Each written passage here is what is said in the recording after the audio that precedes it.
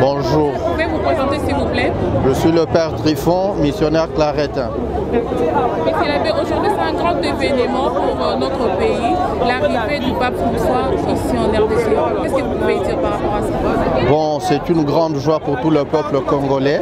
en général et en particulier pour les fidèles catholiques. Nous savons bien que le pape est le chef spirituel de l'Église catholique, mais en tant que chef d'État du Vatican aussi, c'est tout le peuple congolais qui l'accueille. C'est une grande joie pour nous puisque sa première visite prévue au mois de juillet avait été reportée et maintenant qu'il va la réaliser aujourd'hui, nous sommes très heureux de le recevoir. Et pour ceux qui disent que l'événement d'aujourd'hui est un événement politisé, qu'est-ce que vous pouvez dire par rapport à ça? Il ne s'agit pas de la politique. Le pape vient ici dans sa double casquette d'un chef d'État et comme tout autre chef d'État qui arrive dans un pays, le gouvernement de ce pays-là se prépare pour l'accueillir. Et heureusement pour nous, catholiques, il est notre chef universel, le lien d'unité de la foi catholique universelle au niveau du monde entier. Et donc nous sommes heureux. Il n'y a rien de politique, c'est seulement en rapport avec la double fonction, le double rôle qu'il a. D'abord comme chef d'État du Vatican, le pays doit l'accueillir en tant que tel. Et comme père spirituel de l'Église catholique, les fidèles catholiques le reçoivent. Et comment se présente le programme de cet événement? Bon, après son arrivée ici, dans la soirée, à partir de 16h30, il y aura déjà la cérémonie officielle de bienvenue au Palais de la Nation. Et il continuera avec d'autres rencontres. Mais demain, ça sera la grande messe. Et après demain, il va rencontrer les jeunes et les catéchistes au stade de Martyrs. Donc, il a un calendrier bien fourni. Il suffit de regarder les détails sur le programme établi. Et quel est ce message fort pourriez-vous lancer au peuple congolais qui vous suit en ces moments? Le peuple congolais doit accueillir cette arrivée du pape comme un don du Seigneur. Le pape est le vicaire du Christ, c'est le successeur de Pierre. Et donc lorsqu'il arrive, comme lui-même l'avait défini, il vient comme un pèlerin de la paix et de la réconciliation. Et tout Congolais qui vit vraiment les réalités sociopolitiques du Congo ne peut que souhaiter et désirer la paix et la réconciliation dans notre pays. Et lorsqu'un visiteur nous apporte cela, ça ne peut qu'être un motif de joie et de bonheur. Je vous remercie.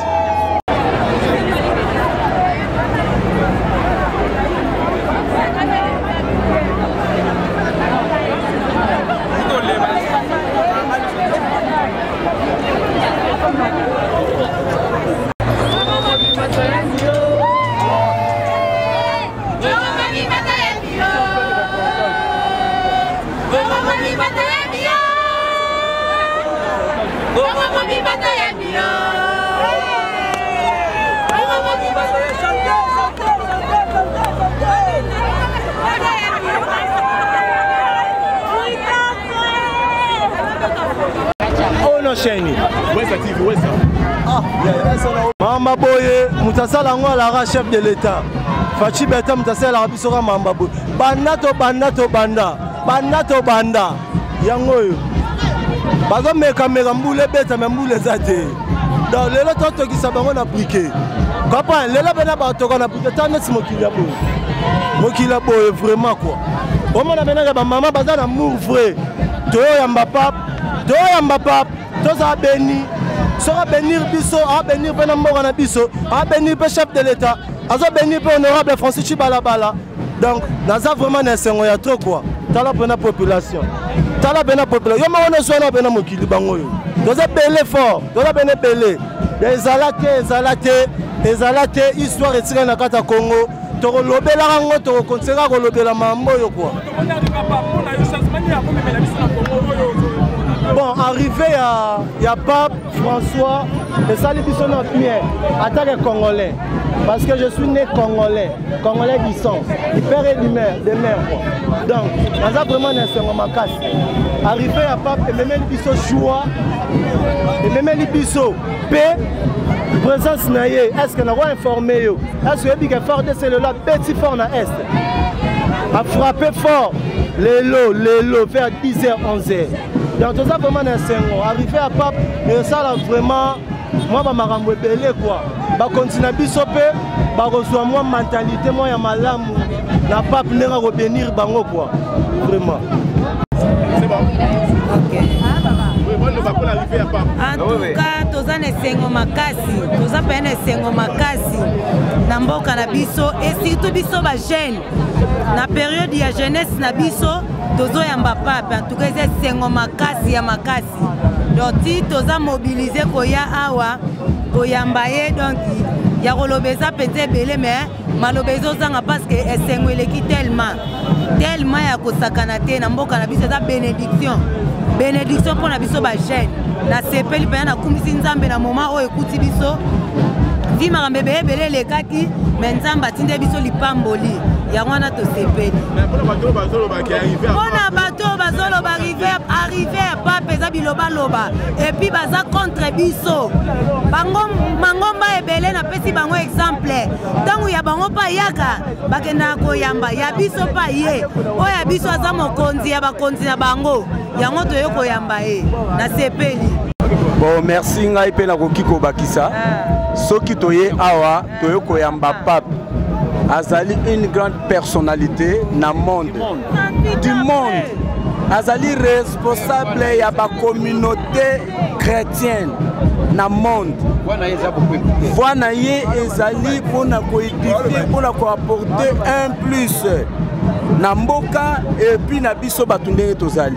pona bandeko bazolo ba biloba loba wana ayeka pona ba catholique te ayende pona RDC lelo RDC oyo na 2023 dozo bénédiction ya mutu aza na sommet ya monde ayeko visiter RDC biloba loba na to landa ngote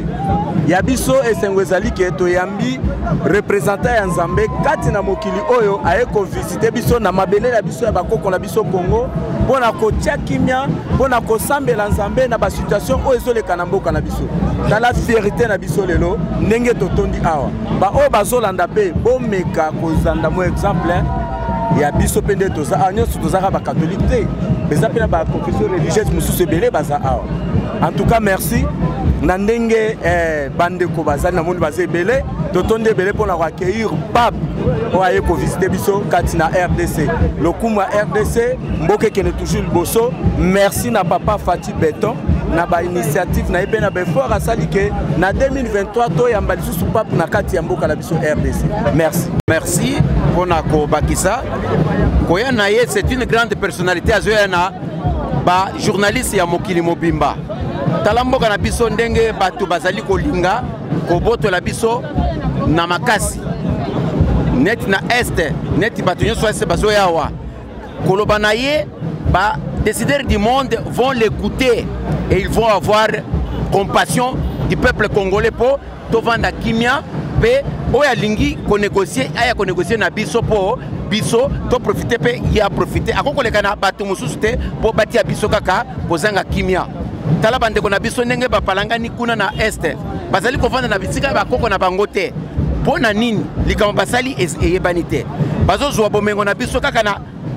makasi mais ba multinational na ba ko négocier na biso au lieu que bakende à travers ya muto ya zali kolo mabele te batika biso kimia ye aza ko reconstruction biso na Jésus-Christ pour que kimia ekote pa na biso pe na ba oye bazo bunisa biso Zambe a venger biso. Merci, tous avez besoin que ba mokili mobimba ba yoka la biso mawapo to vivre malamu. To sepeli na arrivé à Pape na biso na mboka na biso Congo. Ça fait des années to zo ka pété mais en tout cas na année 2023 eza esengo ya ba congolais. Bo to zo kimia na este bato kuna bakufi ebele makambo eza ebele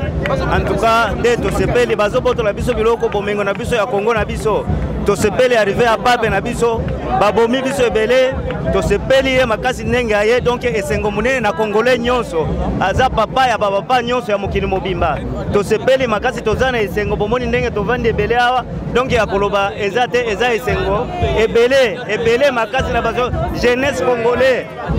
des années toyi komona Pape awa bayokela biso mawa Pape ayela biso kimia na Congo tolingi kimia na kati ya pays na biso kimia surtout na est nde tosengi makambo ebele wana na est ezala na kimia bato bakufi ebele tosepeli esengo ebele makasi donc ya koloba eza te eza esengo des années tozwaka Pape te lelo tozomona Pape en vie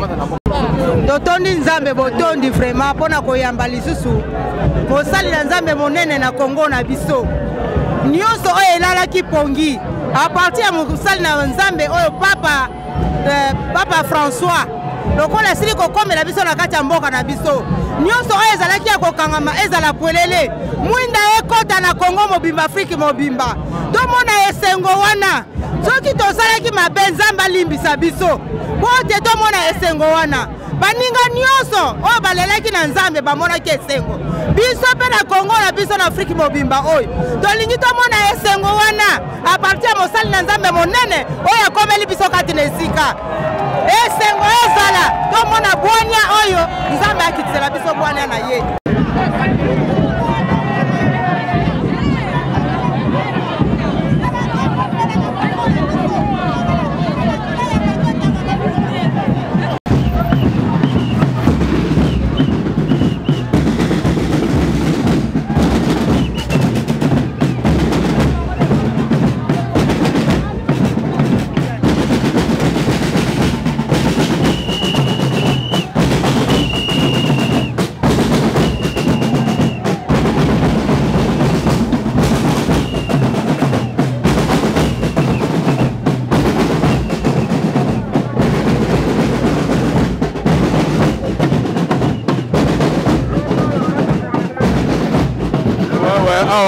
La mobilisation ndenge bazozela Pape